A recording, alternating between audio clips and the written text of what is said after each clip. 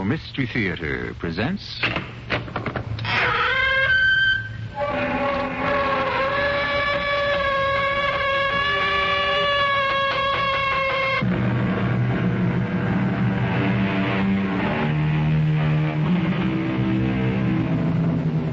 Come in. Welcome. I'm E.G. Marshall. A medieval German philosopher once sagely remarked that there is no place on a cart where a fifth wheel can be used. And yet, it would appear that life itself abounds in what might be considered fifth wheels. All those supernumeraries who are always coming along just for the ride. How easily they can transform a safe and pleasant promenade into a vulnerable, perilous pilgrimage. He had you, Fred. He was going to take away your home, wasn't he? Yes? You couldn't face your wife with that kind of news. No, I couldn't. Therefore, you killed him. I didn't. Hey, I know it looks bad, but I'm not the kind of person who could kill. I heard that before. I'm different, Captain. Oh, I heard that before, too. But I can prove I'm different.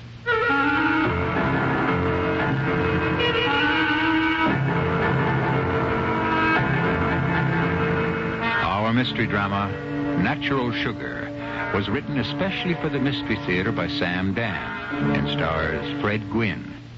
I'll be back shortly with Act One. Saturday.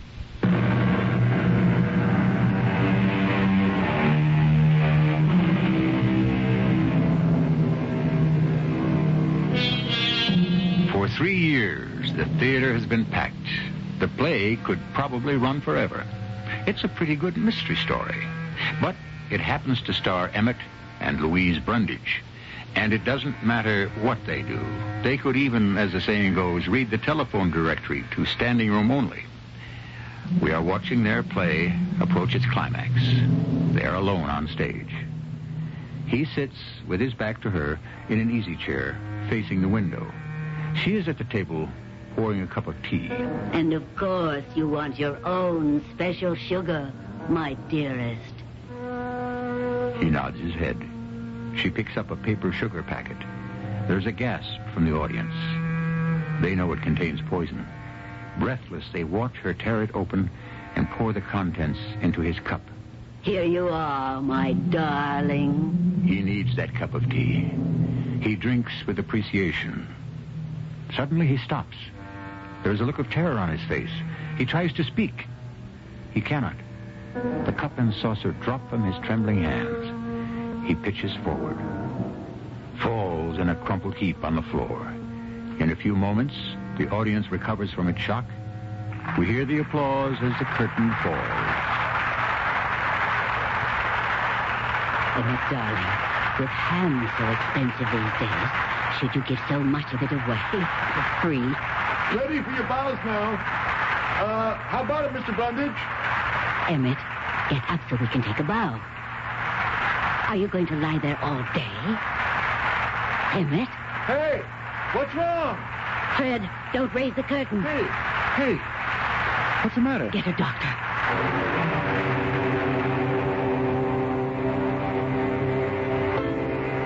Don't touch anything on that table. Well, who are you? And what are you doing backstage? I'm Captain Altman of Homicide. Homicide? And, who are you? I'm Fred Bantam. I'm the stage manager. I see. Just exactly what are you doing? Well, I'm getting ready for tonight's performance. Even if Mr. Brundage can't go on, his understudies... Mr. Brundage is never going on again. What do you mean? He's dead? He's been poisoned, which is why I'm here. Poisoned? Are you sure? Well, I suppose you must be. What did you think had happened to him? Well, I thought he might have just collapsed, a heart attack or something. Mm-hmm, that's what you thought. Oh, yes, sir. I've seen it happen before on the stage. A performer just collapses. Yeah, well, now you know. It wasn't a heart attack. Yeah. Now that you tell me he was poisoned. Funny. Funny? What's funny about a man being poisoned? Oh, nothing. It's just that every night he's supposed to be poisoned in the play, and here he, well, go figure it. That's exactly what I'm trying to do. It So happens that I saw this play. Oh, did you like it? My wife dragged me. $17 a piece. It wasn't worth... But anyhow, she poisons him in the play, right? Yeah, you could say she acts as the instrument. What do you mean? Well, the audience isn't supposed to be quite sure. About what? Whether she meant to poison him or whether his clever plot to poison her simply backfired. Seemed to me that for $17 we ought to know. Now, she poisoned the tea out of that pot on the table? Yes, Captain. I see. Has anybody touched that pot since the curtain went down on the matinee? Oh, no. So there's still some tea in here. Say, Ernie, run this down the lab, will you? I assure you, Captain, there's nothing wrong with it. How do you know? Well, because I brewed that tea myself. Nobody said you were in the clear either. It was real tea, huh? Yeah, a special herb tea that Mr. Brundage was fond of. See, all his props had to be realistic, and the sugar, it had to be that particular kind, the only kind he would take. It's a natural sugar. You can see the packets in the bowl. Mm-hmm. So she picks one up, tears it open, and she pours it into the teacup. Yeah. And that's the one that had the aconite. The what, Captain? It's a type of strychnine. Does the work like the bite of a cobra. Now, what happened to the, To the what, sir? Here we are. The empty packet. Yeah. Hey, Ernie, you want to come back here a minute? There's still some grains of sugar, plus whatever else in this little package here. Will you have the lab go through it also? Okay, Fred. So, you brewed the tea? Yeah. I'd heat it up and give it to Arlette to bring on stage. Wait a minute. She plays the maid, right? Yeah, Arlette Jackson. Fred, I want everybody in the cast, everybody in the crew, everybody who was here on this side of the footlights to be ready for questions.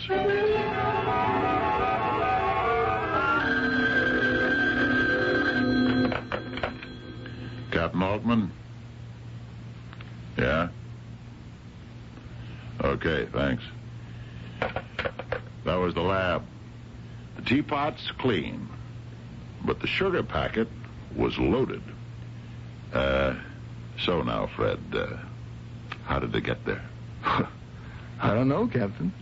Who bought those packets? I did. See, we played 8 performances a week, and Mr. Brundage would use one for each performance. Now, they come 24 to the box, so I'd make sure at least every 2 weeks to... Where did you buy them? At the Aquarius. Where? Oh, that's a health food place. That's all Mr. Brundage would ever eat, health foods. So I'd open the box and place the packets into this little bowl on the table. I'd just have to remember to keep the bowl full. I see. So, how did the aconite get into one of the packets? I don't know. Mm-hmm. Is everybody here? Yes, sir. Oh, except for Louise Brundage. She's home. The doctor has her under sedation. Send in this, what's her name? This, Arlette Jackson. Yes, sir. Isn't it just dreadful, Captain? What do you know about it, Miss Jackson? Oh, nothing. I was watching from the wings, and I saw him drink the tea, and he fell down dead. It's awful. And you say it was murder? Yes, I do. Oh, that makes it even worse. Did you have any idea of who might have killed him? We all saw who killed him. Louise Brundage. What I meant was, you have any idea who would want to kill him? Oh, she would. Mrs. Brundage, why? Why don't you ask her? Thank you, Miss Jackson. Oh, is that all? There'll be more later. I hope so. Yeah? This is the first time I've ever been involved in a murder case. Are you involved, Miss Jackson? Well, what I mean is, it doesn't happen very often, and to think that this is all there is to it. You want more? It would be good for my career. Oh, don't get me wrong, but the publicity and all. Oh, I can just imagine how this sounds. Can you really? Cold-blooded, callous and insensitive. But, you see, my name will be in the paper, and I'll be interviewed on all the TV news shows. Uh-huh. It's the publicity break I need. Mm-hmm. The break I've waited for all these years. Getting back to Mrs. Brundage, why do you say she might want to kill him? Because he was going to leave her. He was. Why? Because he'd found another woman. Who? Me.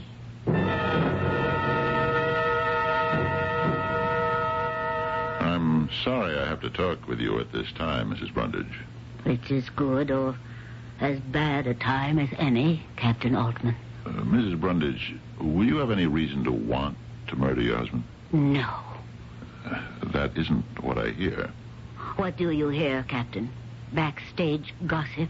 Well, was he having an affair with Arlette Jackson? Yes. Well, couldn't that be considered a motive? My dear Captain Altman, if I'd have murdered my husband every time he had an affair, he'd have died, well, I won't say 1,000 deaths, but he'd have needed more lives than a cat.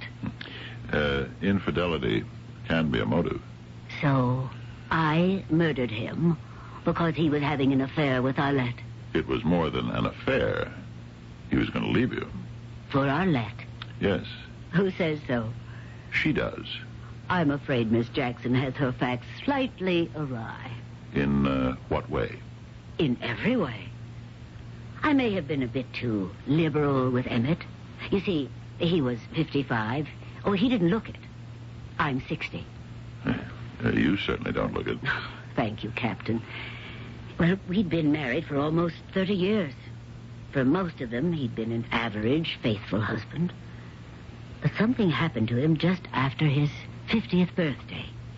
He suddenly had this terrible fear of growing old. But I don't think you could understand that. I do. I'm 51. Oh, you don't look it.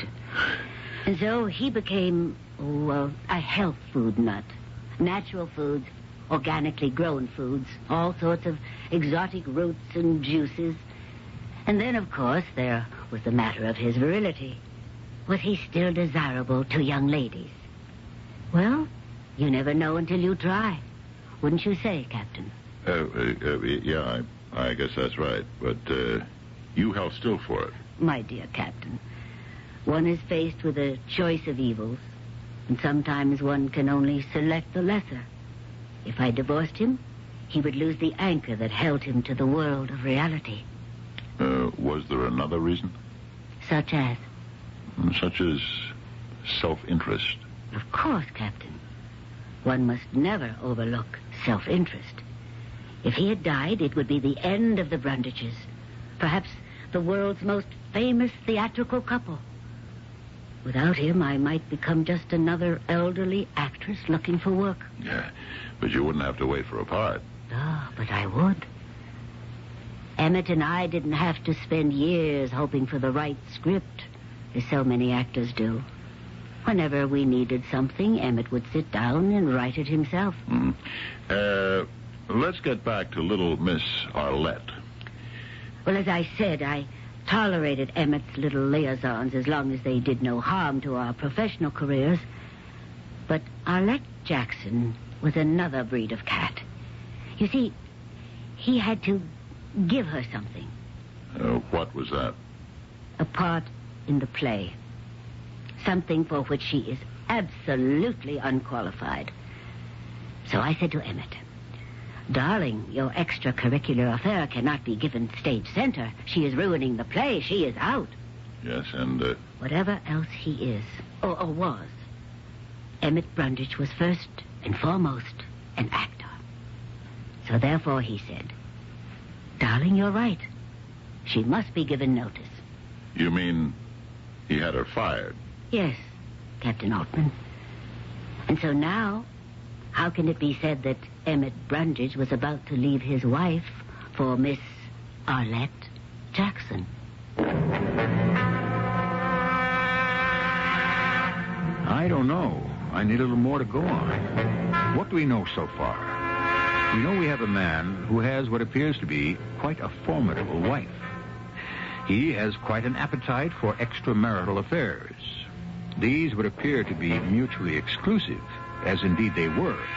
Now, what we must do in Act 2 is try to discover who did the excluding.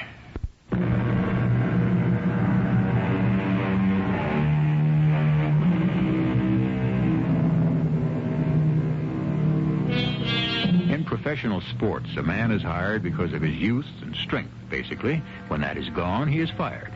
In private industry, a person is hired to perform a job. When that person's ability declines, for whatever reason, that person is fired. Yes? Now, a man marries a girl because she's beautiful and sexy. I know this has the most violent overtones of male chauvinism, but I'm merely reporting the world we live in. After some time, she's no longer beautiful. It's not so easy to get rid of her. So, what do a great many men do? They start looking for greener pastures. Fred. Yes, Captain. Is it true that Arlette Jackson was going to be fired? Yes, but we were sitting on it till we could get a replacement. Why? I guess it was pretty common knowledge. She and Emmett Brundage were having a thing. I see, and Mrs. Brundage didn't like it? Well, it was partially that. What was the rest of it? Well, he was getting tired of her. I see. If it hadn't been for the relationship she was having with Emmett Brundage, would she have gotten the part? Are you kidding? Maybe she's got the legs to be a showgirl in Vegas, but she doesn't belong on a Broadway stage. So, we have a three-character play on the stage. Mr. Brundage, his wife, and the maid. It's one set, library. Yeah, everything happens right here. Yes, sir. You never change anything on the set, right? It just remains in position. Here's the table. It has the bowl with the sugar packets. It's here all the time, right? Yes, sir. Yes, sir. Everything you need for the play is also here all the time. The only thing that gets brought on is the teapot and the tray with the cups and saucers. That's right. But the poison, it doesn't come from the teapot. It's in one of the packets on the table. And Mrs. Brundage is the one who pours it into the cup. Now, how does Arlette manage to get her to use the right packet? Are you saying that Arlette murdered Mr. Brundage? I'm saying we should discuss it further.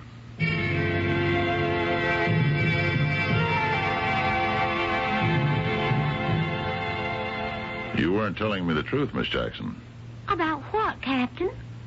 First of all, you implied that Louise Brundage poisoned her husband because he was going to throw her over for you.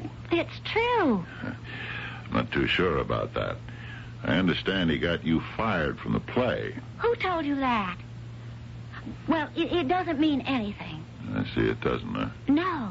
You see, it was all kind of a cover-up. For what? He was crazy about me. There wasn't anything he wouldn't do for me. That doesn't seem to square with the facts. What facts? The cold, cruel facts of life, Miss Jackson. A, he fired you from the play because his wife ordered him to. B, according to the best available information around here, he was getting tired of you anyhow. Do you want to hear what was really going on? What? Well, to begin with, you're a man. Who'd you rather come home to, me or an old bag like Louise? Miss Jackson, Louise Brundage has certain charms. Oh, yes, but she's had him too long. He wasn't in any position to cross her. Oh, not yet. And why is that? Well, they had this kind of magic. You know what I mean. It was worth $1 million a year. He wanted to do one more play. Yeah? Well, he was writing it. Uh-huh. It would be a play in which the wife would commit suicide and the guy would fall in love with this beautiful young girl. You get it? Go on. And in the end of the play, he would have such a great scene with the young girl that the public would want to see the two of them together again. We would be perfect foils for each other. Mm-hmm. All this he told you? Yes. Stick around. I'm going to want to talk to you again.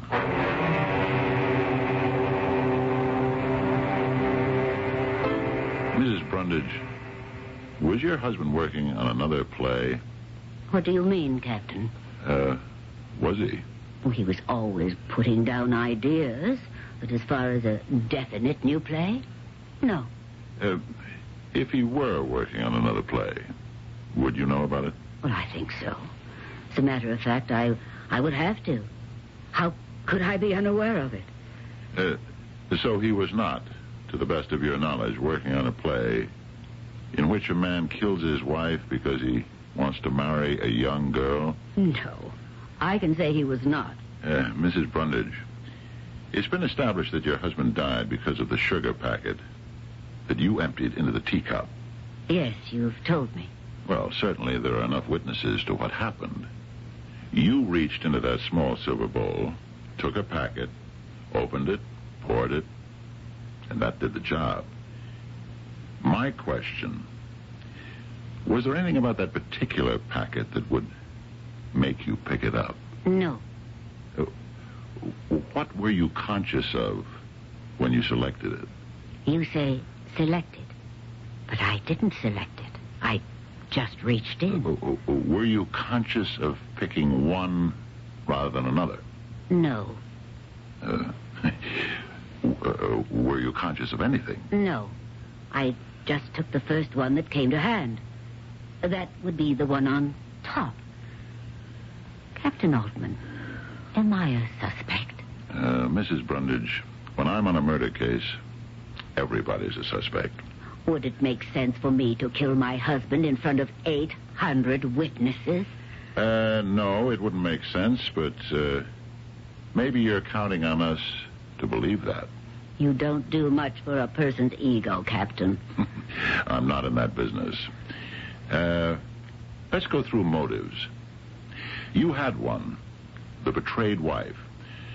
Arlette Jackson had one, the spurned girlfriend.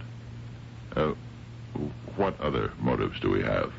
Oh, there were a great many people who disliked Emmett. Yes? Mostly because he was successful. Did any of them dislike him enough to kill him? What is enough? Beside you, who would gain by Emmett's death? There's always that, isn't there? Money. No matter what you hear about love, money and what it can buy is still the number one cause for homicide. You might continue your discussions with Fred Bantam. The stage manager? Yes. He's been a stage manager for a long time. And he has dreamed that stage manager's dream, to become a producer. Some time ago, he needed some front money. What's that? Money to get started on a production, to option a play and get various things in motion. Mm-hmm. He needed about $10,000. He asked Emmett to invest, but Emmett said no. He'd lend him the money. $10,000, huh? At a pretty good rate of interest. Emmett was quite shrewd about his dollars. Lately, I understand Fred's been having trouble keeping up with his payments. Yeah, I see. Thank you.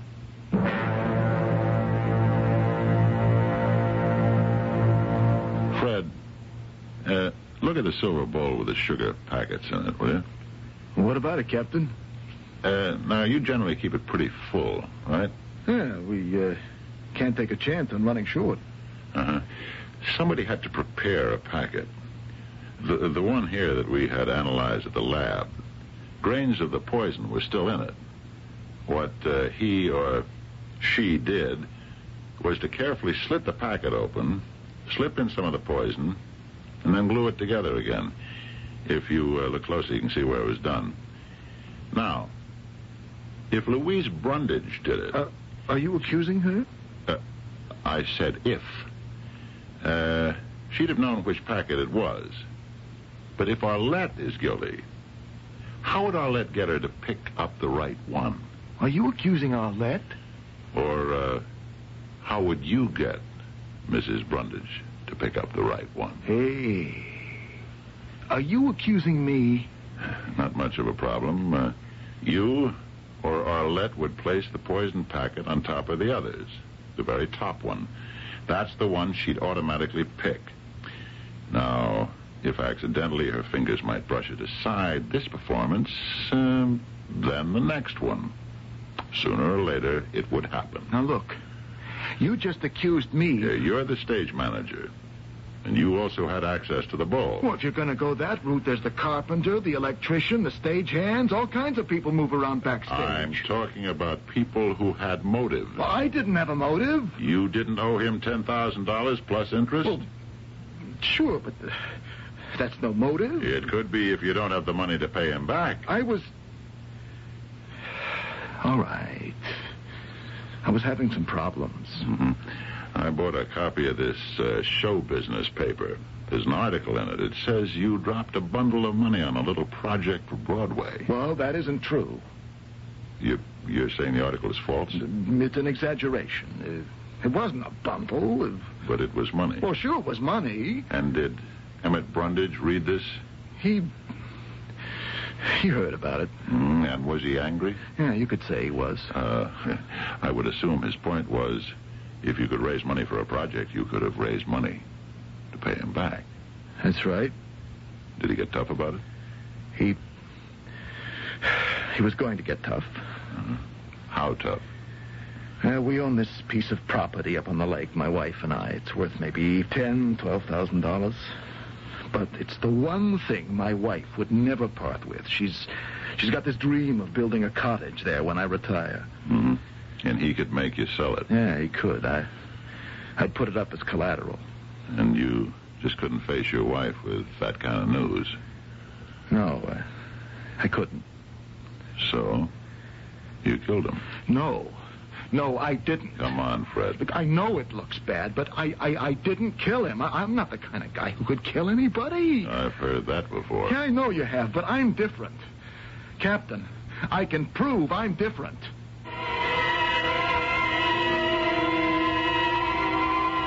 And we're going to give Fred every chance to do that in Act 3. You must admit, we have a fair share of suspects, and each of them has adequate motivation. Is it the wife, the girlfriend, or the stage manager? One of the above? None of the above? Or perhaps all of the above? We shall compare notes shortly in Act 3.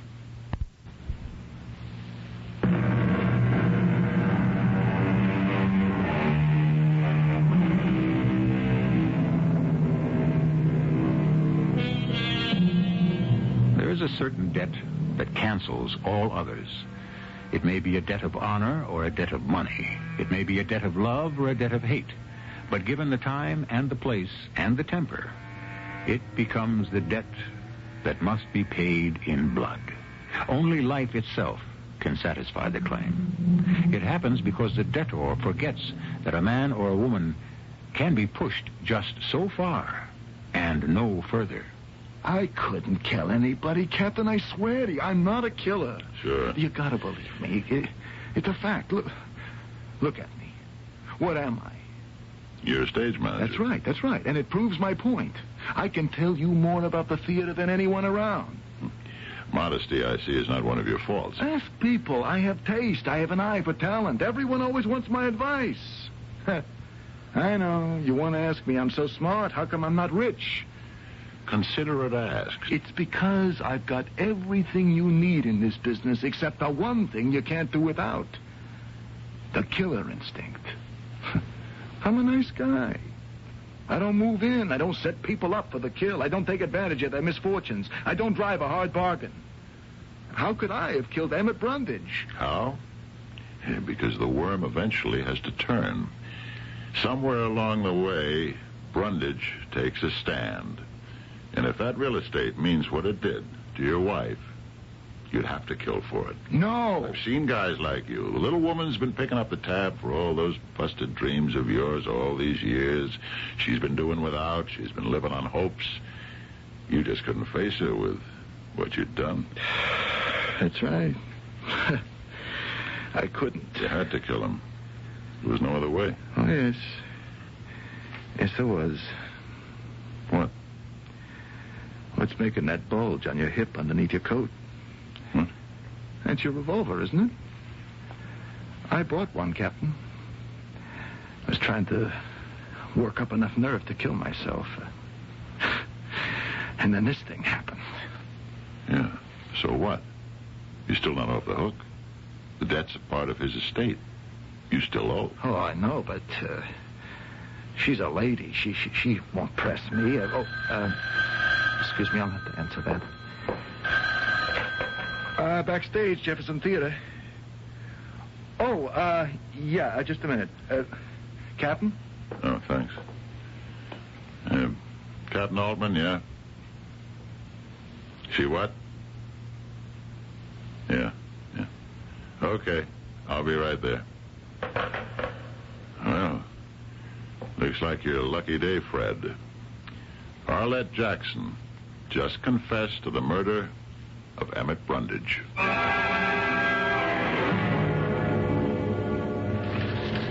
The sergeant tells me you want to make a statement, Miss Jackson. Yes, I do, Captain. Why did you kill Emmett Brundage? You know why? I do? Well, you even told me. Because he used me. How did you kill him? You know how.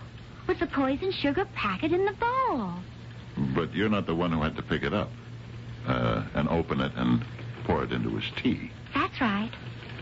So how could you make sure Mrs. Brundage picked up the right one? Any of them could have been the right one. Just how is that? I got hold of enough of that stuff to make up about half a dozen packets. Just before the show began, I emptied the bowl of the real sugar packets and put the poison ones in. So, whichever she picked. I see. After the show, I was able to sneak the poison ones out and put the other ones back. But weren't you afraid you might be arrested later? No. I thought she'd be blamed. Well, you know, the jealous wife angle. Just why do you want to confess? Why? Because I'm guilty, that's why. I thought I could get away with it. But I've got a conscience. It would bother me too much. All right, Miss Jackson. Ernie, get a typist in here, will you?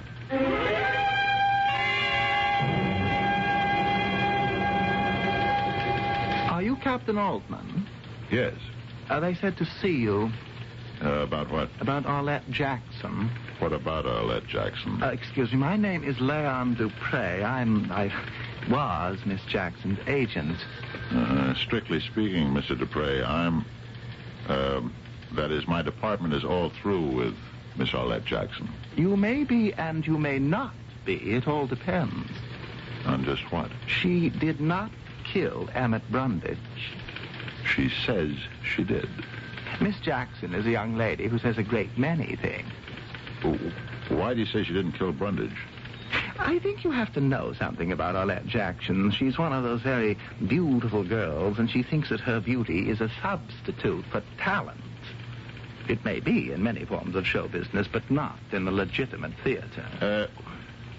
Why are you telling me all this? Actually, Captain, I'm doing some of your work for you. She wanted our office to represent her. I said, I'm sorry, I didn't feel we could get her any work. She said, I can get a job just like that. And she did, quite a plum, in this play with the Brundages. Go figure. So we took her on. But then, of course, the bubble burst. He was going to fire her. Which was her motive for the killing? I met with her a day or so after Brundage was poisoned. The play was finished, and so was her alleged career. I tried to explain it, but she wouldn't listen. She kept saying, Leon, I'm going to get $1 million worth of publicity. You'll be swamped with offers from Broadway, Hollywood, TV. I'll be your biggest client. And how are you going to get all this fantastic publicity, I asked, and she said, wait and see. Then, a few hours later, she confessed to the crime. And you're saying she did it as a publicity stunt? Absolutely. Surely she understands this is a serious business. She can be tried for murder. She only understands what she wants to understand. She sees herself on the stand, an innocent girl from the country, seduced by that lecherous scoundrel Emmett Brundage, who promised her everything, anything, and then cast her aside. She thinks the jury is going to give her a standing ovation. I think by this time she may even believe it herself. I'm convinced of it. Captain, you want to know why? Yes. He was a great method actor, that Emmett Brundage. You know, you had to believe in your part. You had to become the part. So, she absorbed it. The idea of being the killer. Look, Captain, all you've really got is her confession. You know what a smart defense lawyer can do with a confession, especially the kind that is made in a police headquarters.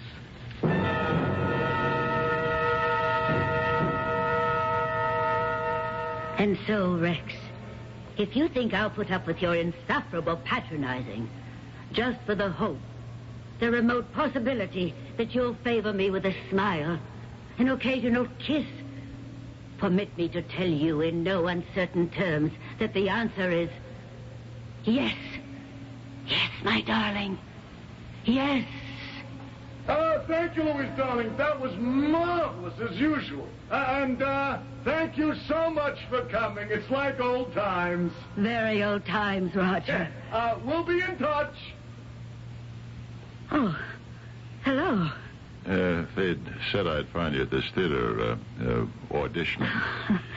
We better move back to the stage door. Oh, I haven't had to do this in 30 years. How about a cup of coffee? I noticed a place next door here. Well, thank you. I can use one.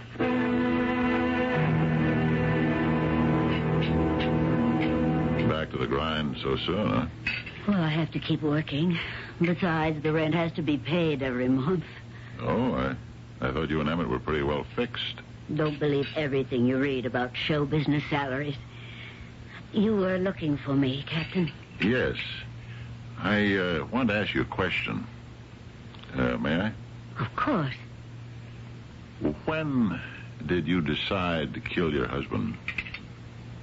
How neatly you phrased that, Captain. Not did I, but when did I? Would you like to answer it? I don't have to, unless I'm formally charged. And even then, I wouldn't be required to. I have a feeling you want to answer. Do you? Why? Fred Bantam said it, but he didn't have to. It's obvious. You're a lady.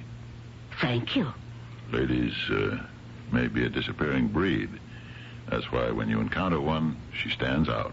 What is the purpose of this flattery? It isn't flattery, Mrs. Brundage, if it's the truth. You are going to confess to Emmett's murder. But Arlette Jackson has already confessed. You and I know that Arlette Jackson is a kook. Why do you insist that I killed him? Murder is always a matter of motive. Fred Bantam had one.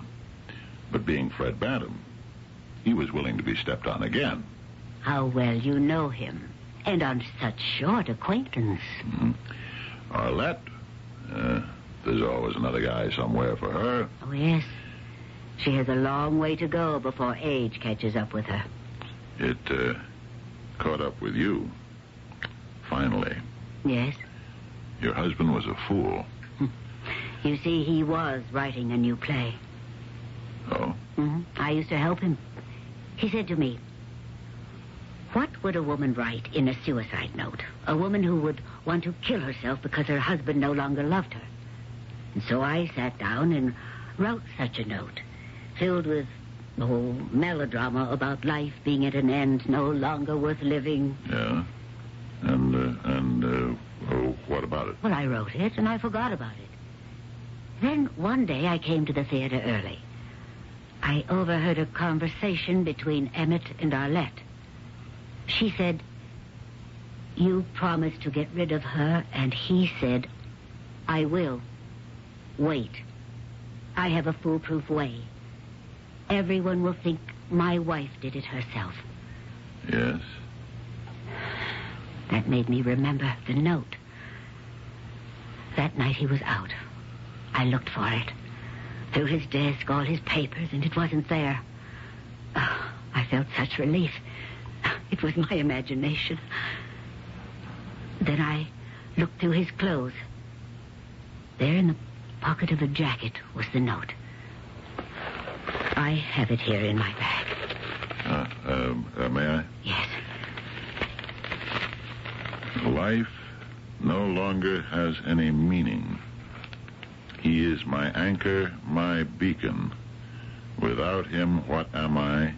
He is seeking his youth, an illusion, but I must pay for it. And therefore... Don't bother, please. It was written for me. I could do something with it. It sounds terrible when you read it. And on the strength of this, you poisoned him? No. On the strength of a letter I found in his desk from a friend of ours who was a chemist and told him what poisons could act quickly. For playwriting purposes, you understand. And then I found some packets of sugar in his desk drawer. Why would they be there, I asked myself. Were they filled with poison? Yes. How did you find out? There was only one way. I brought one to the theater with me and emptied it into his tea for our final scene. You see, till then I couldn't really be sure. And so you found out? The hard way. And so did Emmett. Just a split second before he died. Actually, it was self-defense. In a way. You're right, Captain. I couldn't keep it a secret. I would have had to confess eventually. Confess? But don't be disappointed. Why would I be disappointed? If nobody believes you. You're such a lady. How could you do it? Perhaps you're only trying to protect poor little Arlette or vulnerable Fred Bantam. But I have this note as evidence. Yeah. And who is to say you didn't type it this morning? But you believe me? Mrs. Brundage, I'm only a cop. Do you mean? In the end, no one will pay for Emmett's murder? But that's impossible. Why do you say that? It happens all the time.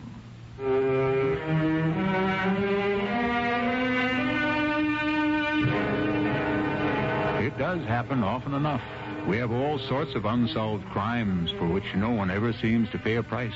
And one way or another, they find their way back into the rear of the files, where they gather dust until someone needs the space. Then they are put somewhere else, where eventually they are lost or destroyed, and life goes on. I shall return shortly.